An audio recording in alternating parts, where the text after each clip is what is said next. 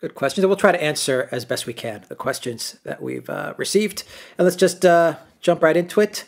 David sent us a super chat. Thank you, David. And Linda sent us a super sticker. And Linda sent us another super sticker. And Elaine said, can't thank you enough for reading the awful media so that I don't have to, and doing a fantastic research. I wouldn't want to miss anything you both post. I'm amazed by your cheerful, kind optimism. Thank you, Elaine, for that. Thank you, Valley S, for that super chat. P says, I got my wine and cheese all set for the video. Putin's probably listening to you guys also. Thank you for that. P, thank you, Zarael, for that super sticker. And we have a question here.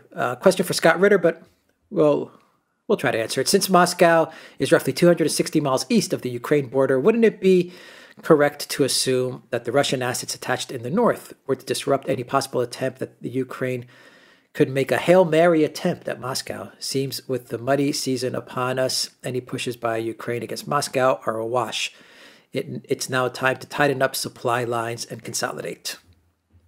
Well, I think that I think that's probably. Go on. You're going to say. No, I was just going to say maybe for the mainstream media they would talk about marching on Moscow, but Moscow. Yeah. I always say the first law of war is don't march on Moscow, and the second law of diplomacy is don't bluff Beijing. It's one of my fundamental rules. I suppose there might have been some people in Ukraine who were demented enough to think in that. But I don't really think this was ever a real plan on anybody's part in Ukraine. I cannot imagine that they seriously imagined that they could march on Moscow, and I just think this is a... So, I mean, obviously, there might be people who talk like that, and maybe in the media they talk like that, but I don't think anybody in the Ukrainian armed forces ever contemplated that. And I don't think the Russians ever really saw that as a real risk. And I don't think that was what governed their plan. I mean, obviously, it was a question addressed to Scott. And note that over his long discussion, he never at any point said that he thought that this move was intended to protect Moscow or Russian territory. As far as he was concerned, and this is, of course, confirmed by what the Russians have been saying, it was all a diversion to keep Ukrainian troops pinned down defending Kiev. And I think, that corresponds with my understanding of events as well. Can I just make one further observation? And this flows very much from what Scott said, and it's also it also corresponds with my information. Scott Ritter made the point that the Russians have committed 40,000 men to clearing Mariupol. Now, Mariupol has a population of between 300,000 and 400,000, or at least did before the war. It's a it's a big city, but it's not enormous. And its garrison was 14,500 men, according to the Russians. So it needed 40,000 men to clear a city, 400,000 people, with a garrison of 14,500 men. Now, Scott Ritter also said that the total size of the Russian force parked outside Kiev was around 40 to 50,000 men. Not that different, in other words, from the size of the force clearing Mariupol. Kiev, before the war, had a population of 3.5 million. It's a vast, sprawling metropolitan area, bigger, apparently, than New York City. You do not storm, as Scott Ritter said, you do not just have, you don't just use 50,000 men to storm a city of that size. And I'm guessing that the Ukrainian forces committed to defending Kiev would have been orders of magnitude more numerous than the ones in Mariupol.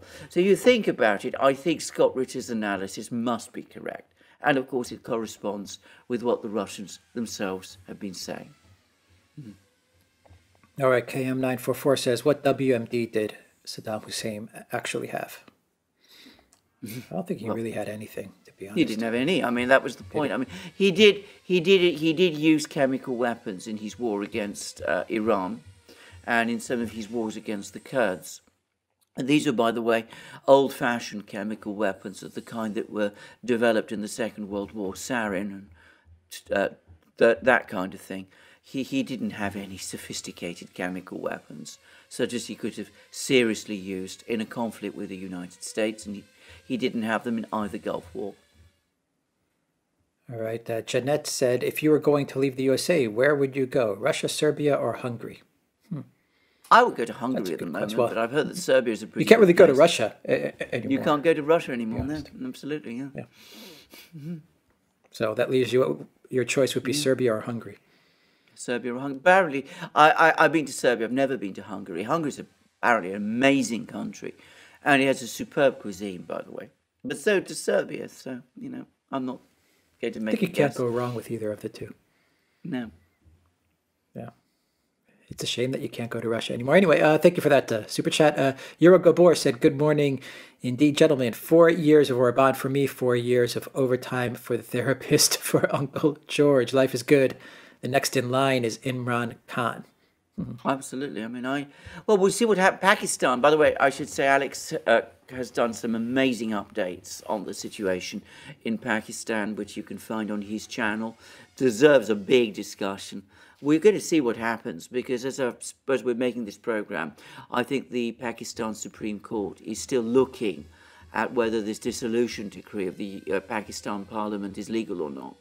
But of course, if it is legal, I don't really see why it wouldn't be, and there are elections, then of course this regime change operation will have failed, and then we will see whether the US puts pressure on the military in Pakistan to step in, which of course has happened before. So this is really actually very, very ugly. And, the US says it's protecting democracy. It's undermining democracy because under no doubt at all, it's the US that has engineered this affair. They've got regime change crazy. They really have. Yeah.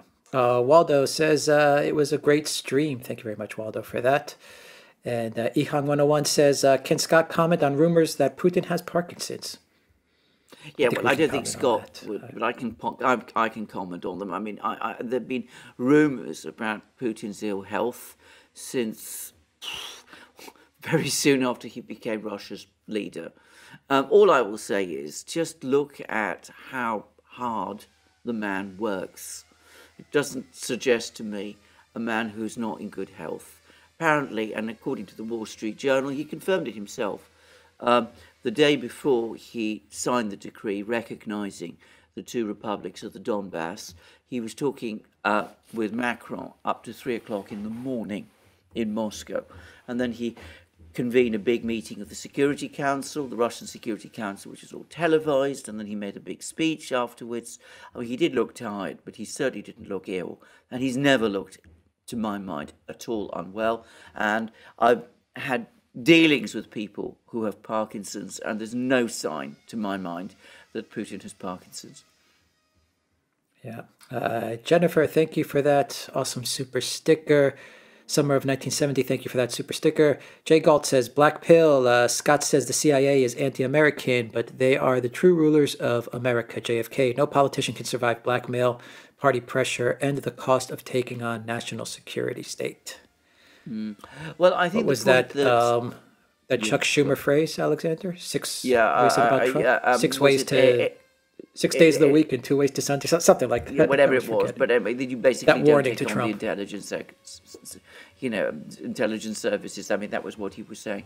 I think the point that Scott Ritter was making was that CIA people consider themselves to be, very strong patriots, and that they would never consciously betray the United States, especially not to a foreign power. Because patriotism, and I'm somebody who, is all in favour of it, but you've got to be always understanding of what it means. And what I think has happened in the United States, in the US deep state, is that you will find all sorts of people there who consider themselves to be patriots, but who also believe that they are the people who understand best what US interests are and are therefore prepared to take extreme steps, including breaking the law, in order to protect what they see are the interests of the United States. Now, that is wholly wrong And of course, if it is a patriotism, a form of patriotism, it is a profoundly corrupted one.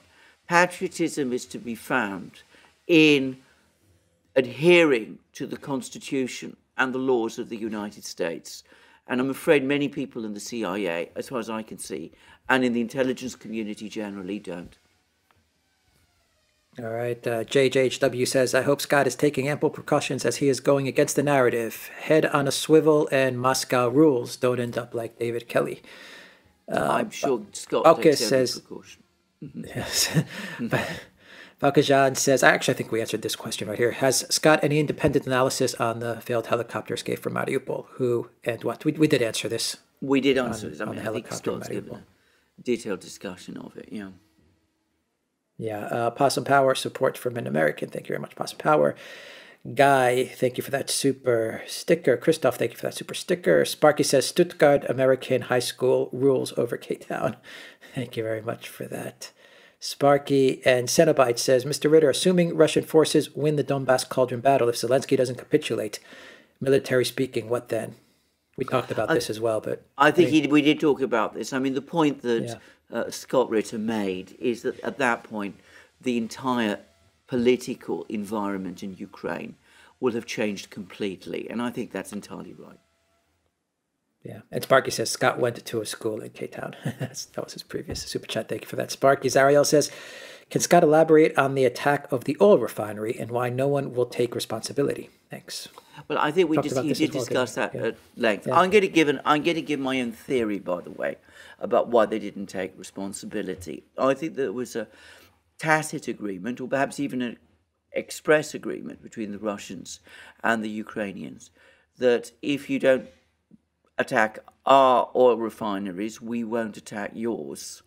And what happened directly after that Russian oil refinery in Belgorod was attacked was that the Russians launched strikes against Ukraine's two biggest oil refineries, in Kremenchuk and in Odessa. So I think that somebody in Kiev went against this implicit agreement that had been made. And I think that the Ukrainians, that's why they were unhappy and why this was a rogue operation, as Scott Ritter described it. I think this is a rogue operation carried out by somebody. They launched this attack on the refinery in Russia, and the result was that the Ukrainian refineries, the two big Ukrainian refineries, got attacked in retaliation. And there may be a clue as to who those people who made that decision were, because shortly after that attack, Zelensky sacked two generals, a fact which has not been explained properly. So that's my own guess, that it violated this understanding, and that's why the Ukrainians were unhappy. I would say that if that was the case, then it might also explain, if there was some kind of understanding like that in place, that might also explain why the Russians hadn't taken sufficient precautions to protect their refinery from attack. All right. Pax Mundi says Scott Ritter did more to override the avalanche of administration and media-supported lies that pushed the U.S. into catastrophic war on Iraq than anyone else. Yeah, true enough. He told truth to power. He told truth to power. What a soldier is supposed to do. Mm-hmm. Does Scott Ritter have any old colleagues as WMD inspector who he's disappointed with? Why don't they speak out like you do? I'll ask that. I'll ask. Well, if Scott's when I next watching this, to him, I'll ask that question. She's watching this. We'll share this video with Scott, so yeah, and we'll share this video with Scott, so maybe he'll comment in the comment section below as well. Ritter was the one authoritative voice on no WMD in Iraq as a weapons inspector. Absolutely, I remember him. I remember, getting up in the morning and over my morning coffee, listening to him on BBC Radio, talking sense and being ignored. Not by everybody. I paid a lot of attention to what he was saying, but the political class wouldn't listen to him. All right. KRM944 says, thank you for bringing him on. Maybe Patrick Lancaster one day. Yes, we're working on getting Patrick as well. Full Monty says, will the takeover... Not, I think, the easiest person to reach at the moment, given that he's in Ukraine, in a war zone. So, but, one day we will definitely try. Yeah. Full Monty says, will the takeover of Kiev be with Russian paratroopers and special forces? Will the war spread to the Baltics because of Sweden, neutrality, and gas pipe sabotage? I don't think so. I don't think this is on the agenda at the moment. And my own guess is that if there is a intention by the Russians to take Kiev, it will be organized in a radically different way, in a much more methodical way than the one we saw. Won't just be paratroopers flying in and things of this kind. They'll first encircle the place, and they'll take it step by step, quarter by quarter, and be very methodically and systematically done with large numbers of troops over a protracted period. It'll be a major battle. Jutard DKGB says, I'm curious if Scott thinks that there is any legacy of Soviet deep operations theory developed by Tukhachevsky being utilized by the Russian army currently in this war. That is an absolute question for Scott Ritter. Tukhachevsky, and the one other thing I know about this, because I'm not an expert on deep battle and all those theories, is that, of course, the actual apparently theorist and intellectual in the Russian General Staff who came up with all these ideas of deep battle in the 1930s was a man called Triandafilov, who, that's a Greek name, and it turns out that he was a Greek. So deep battle is apparently something conceived by a Greek. But anyway, look, this is something definitely for Scott Ritter. I'm not going to venture into debates about deep battle. I don't know whether Alex has any thoughts about this. No, I think there's something for Scott. Once again, if he's watching this, maybe he'll comment in the comment section as well. G. Jetta says, what's the best way to conduct a truly independent investigation of this village in Kiev? We answered this, actually. We've answered it. I mean, the very first thing, it should be done. It should have been done within hours. There should have been an immediate meeting of the Security Council. The Security Council should have been appointed independent investigators. People should have been rushed to the site. The crime scene should have been secured, and a proper forensic team should have been brought in to study, photograph, examine the crime scene, and conduct proper autopsies on the bodies. And this is, something you can do very fast. I've seen it done, and I know how fast it can be done, if the will is there. Corolius Defect says, how deep are Russian military reserves? Will the patience displayed and honed in Syria continue towards the west of Ukraine, or would that become a bear trap given the West's continuing material deployment? I think this is, again, something which we'll pass on to Scott. My own personal view is that the Russian reserves are not limitless. They're more than sufficient for whatever operation the Russians have in mind in Ukraine.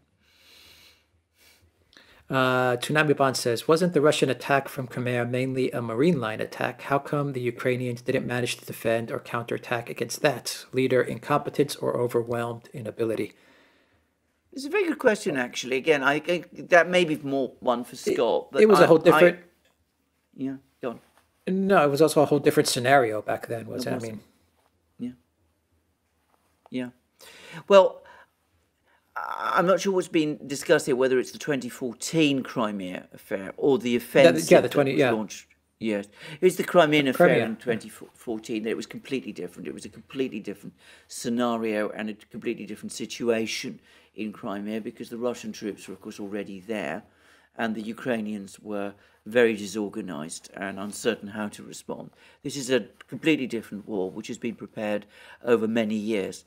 If you're talking about the southern offensive that the Russian army launched very successfully from Crimea into southern Ukraine over the last few weeks, well, that is obviously a very different kind of operation over, I suspect, very much easier terrain.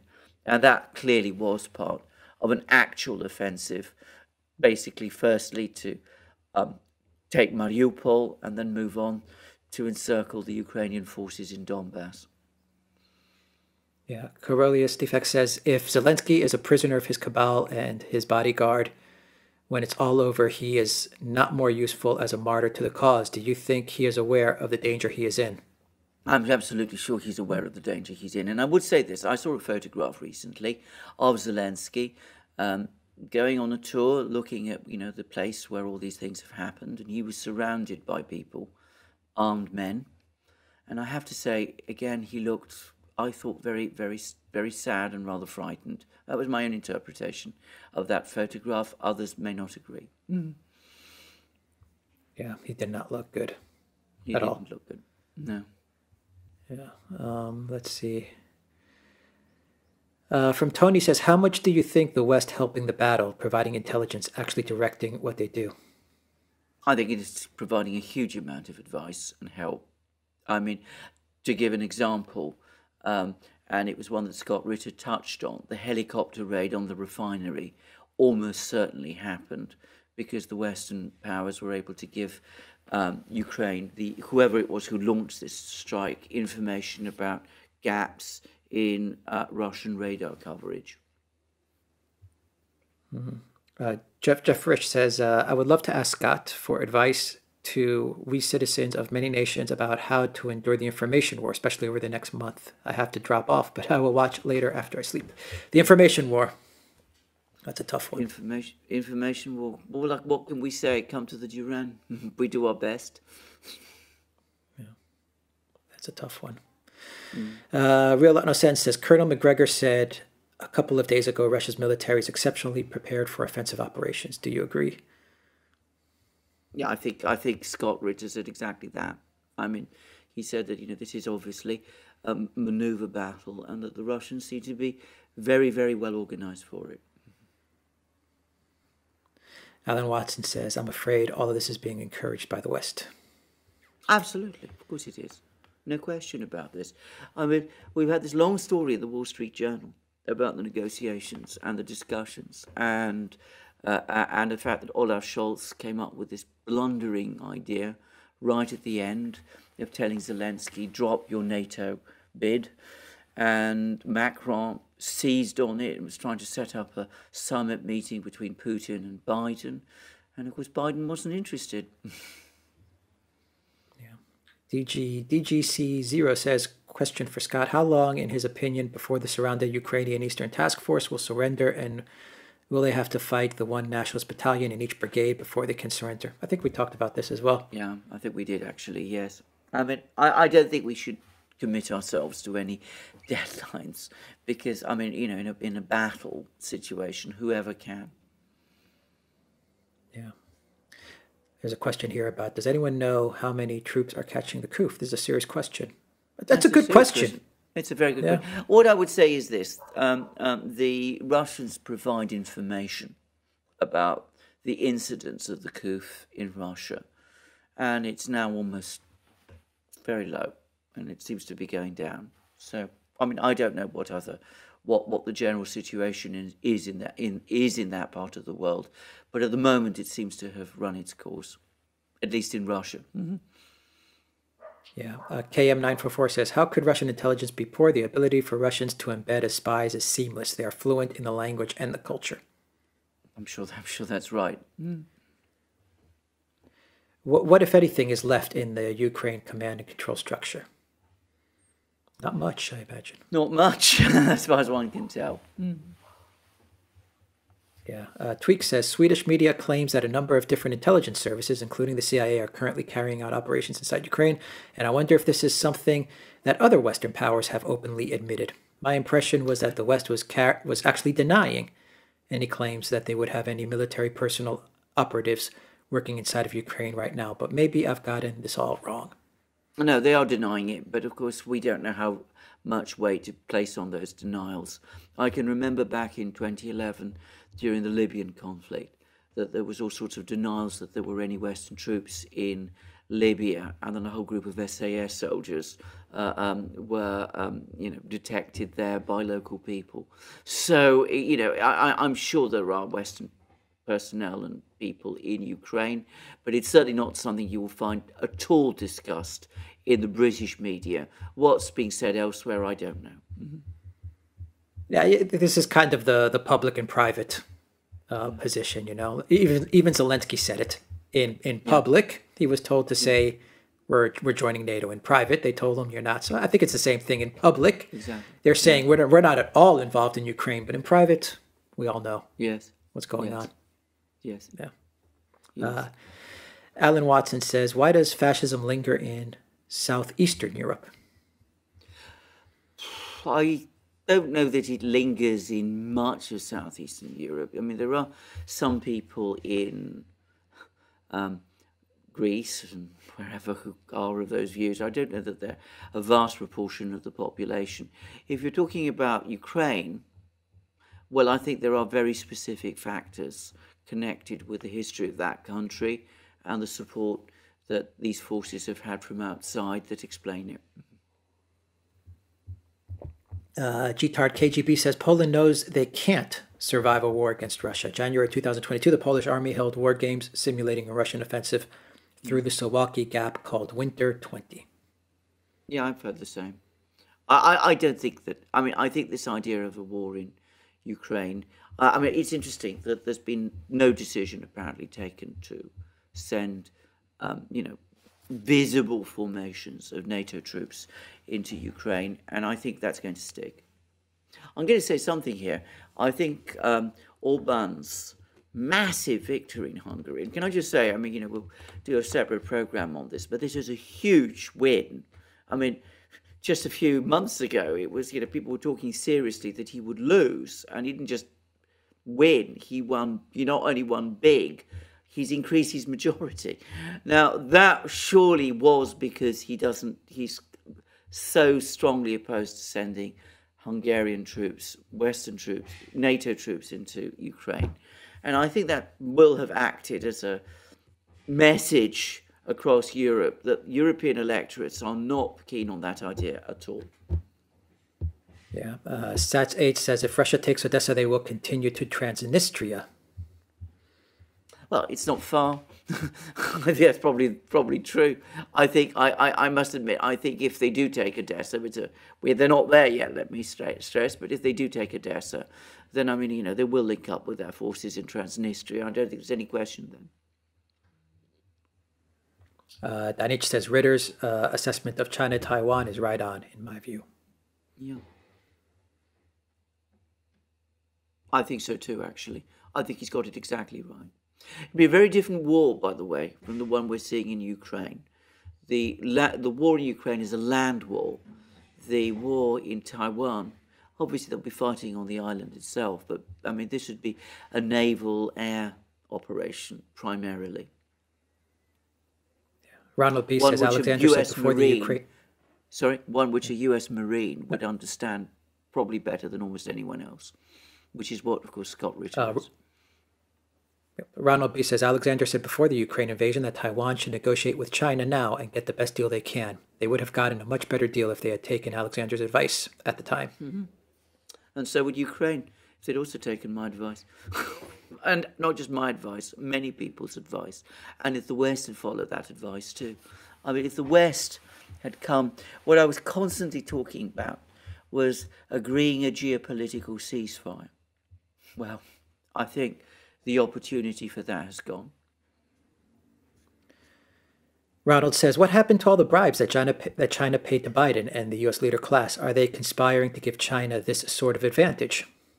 Mm-hmm. Well, that's a big question. That's perhaps a question to be looked at when we eventually do a program on Biden's increasing legal problems in the United States, which are getting more severe. I saw that Jonathan Turley now is calling for special counsel to be appointed. And I'm sure there's groundswell of this is going to intensify. I think that Biden is clearly now caught in a very difficult position. If he starts taking positions that are seen as sympathetic to China, it's going to bring out many of his problems even further. Fang33 says Biden got NATO members to spend more, though, something Trump could not do. Well, except we'll see whether they really do, because bear in mind we're in a Europe where there is a cost of living crisis, and which is heading into recession. I mean, heading fast into recession. United States is not there yet, though it will eventually catch up. But Europe is in a very, very bad way. Yeah. Yov, thank you for that super chat. Frank, thank you for that super chat. Vaska, thank you very much. Lakeva, thank you very much. Deliopolis says, what do you think an end to the U.S. hegemony would mean for countries like Australia and Canada that are resource rich but rely on the U.S. for their defense? What can they do to correct course? Make peace with the other countries in the Pacific. I mean, I don't want to sound, again, I mean, I don't want to predict too far, but I mean, why would China want to conquer Australia? Surely the better thing to do would be to come to terms. Commander Crossfire says, there's a quote, the great questions of the day will not be settled by means of speeches and majority decisions, but by iron and blood. Otto von Bismarck. To the Prussian Parliament, by the way. Yeah. TT, thank you for that super sticker. Piano Man, thank you for that super sticker. Caliu25 says, actually, I think we answered this, but so the false flag that you guys were talking about happened over the weekend. I really hope that it was a Hollywood production and the evidence seems to point towards this and not the real massacre. What a mess. What a mess, indeed. The old one says, if Finland and Sweden joins NATO, does it mean World War III? Finland is very close now, Alexander. I agree. Without a referendum as well. Without a referendum. Without a referendum, I saw that too, yeah, which is very interesting. We'll just have to see. I mean, we won't start World War III. And to stress again, it is not as fundamental to Russia as Ukraine is. Tatiana Kopel, thank you for that super sticker. K1F says, Scott could weigh in on McGregor-McMaster debate within the Pentagon. Yes. Well, during Trump's term, I think. McMaster and McGregor, yeah. Yeah, I think so. I mean, McMaster is a hardline neocon. McGregor is the opposite. I mean, there's no doubt at all which is the more intelligent man, in my opinion. And I think in any real debate, McGregor would win hands down. Yeah, Nitswitch says, good to have you, Scott, and the Duran. Alex too, thank you very much for that. Sanjeva says, thanks, Duran and Scott Ritter. Thank you very much for that, Sanjeva. Leon, thank you for that super sticker. Thomas says, thanks, guys. Ralph says, I think we talked about this as well, but he says, Mr. Ritter, a claim. Hussein pre-signaled to the U.S.'s takeover, putative repatriation of Kuwait and took the lack of response as a green light. Gulf War, that's justified. Any truth to that? Thanks for your work. Well, I think that there was a case. Was it justified? Yeah. Yes, was it justified? No, I was just saying, I think we can. Yeah. You've gone. Sorry, there's a little delay. There's a little delay, Alexander. Yeah. Okay, maybe we can pass this on to Scott because I think this is more addressed to him. I mean, I will make my own observation, which is that I think there were justifications for the first Iraq war, which did not exist in the second. That doesn't mean maybe that the whole thing couldn't have been settled diplomatically, but I mean, Saddam did occupy Kuwait, and that was, on the face of it, an act of aggression. Anyway, I'll be interested to see what Scott has to say about that. Mm-hmm. There is a legal claim, you're saying, in the first one, though. Yeah, I think so. Yes, that's what you're saying. Yeah. Yes, okay. I think so. Raul says, so Will Smith is Russia, Chris Rock is Ukraine, Jada Pinkett Smith is the U.S. neocons and NATO. What Will shouldn't hit Chris, and the tame joke was about his wife, but Jada Newland instigated and provoked it. Well said. Well said, Raul. Commando says, are they... are they found? Or were they found real war, but they were not ready for it? What they found was real war, but they were not ready for it. They were used to easy victories. This deprived them of flexibility on the one hand, of tenacity on the other. For them, war is merely maneuvers. Well, I'm not sure who that's addressed to, but I think Scott Ritter has discussed all of this, what's happened to NATO, Russian experiences, at massive detail in the program. Duzat, thank you for that super sticker. Darlene, thank you for that super sticker. Lion's Den says, we are fighting the Khazarian Mafia, plain and simple. Thank you for that super chat. Paulie says, still in Dutch MSM biolabs in Ukraine. That, of course, is Russian propaganda. Thanks for all you do. Thank you, Paulie, for that. Gus says, hats off to you, gentlemen. Thanks for bringing Scott Ritter. Thank you for that. Rakbas, thank you for that super sticker. AD says, the use of expensive cruise missiles for precision strikes, but no modern targeting pods, for there are Su-34s. Afraid this is a technical question. All I would say is, I mean, if you're talking about precision strikes, it seems to me that the Russians have shown that they're able to launch them from massive distances.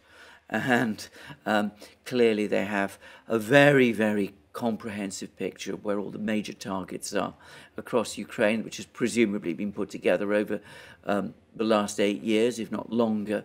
And I think that they're obviously able to keep a very careful track on what their missiles do. And I don't get the sense that they have had any real problems with those missile strikes, which continue, by the way, at an extraordinary level of intensity. Mm-hmm. And can I just say, if you look at like the missile strikes that hit like these training facilities where there were actual troops in the barracks, it looks like they didn't see anything coming. I mean, there was no hint of a warning or anything. They didn't know what hit them. Exactly. Which is devastating and scary, I'm sure, for NATO. Yeah.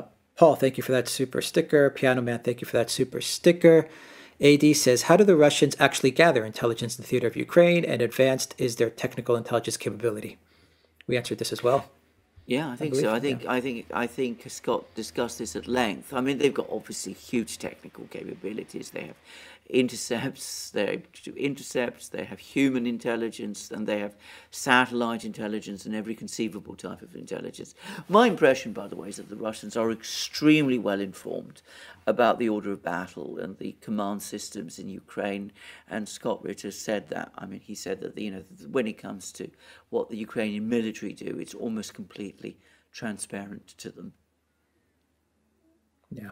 Edward says, thank you guys for your stupendous efforts during the world crisis. I look forward to your analysis on China-Solomon Agreement when time permits. That's at the end of the Scott Ritter video. Yeah.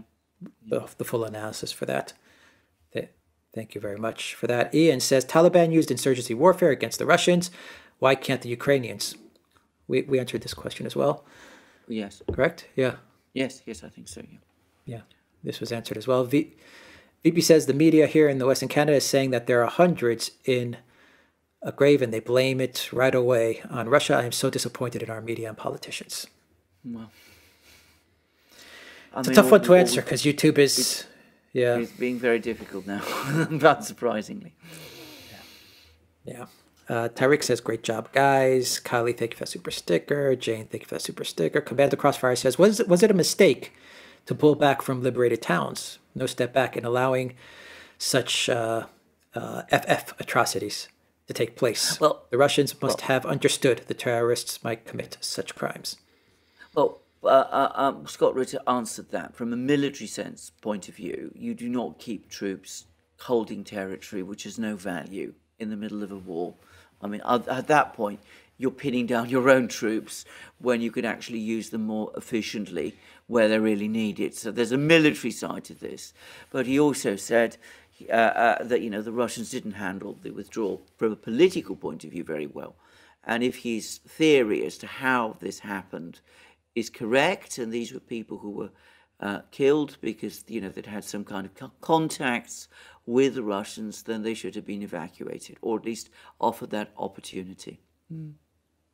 Yeah. Do you think this might have been, from the political side of things, not the military, do you think this might have been a mistake from the Russian side of things, from the Kremlin? And are they going to course correct? Well, they're not going to course correct because they never do. That's the fundamental problem. The Russians are always very good at the hard power side of things. The media side, they're just terrible at, and they never seem to learn.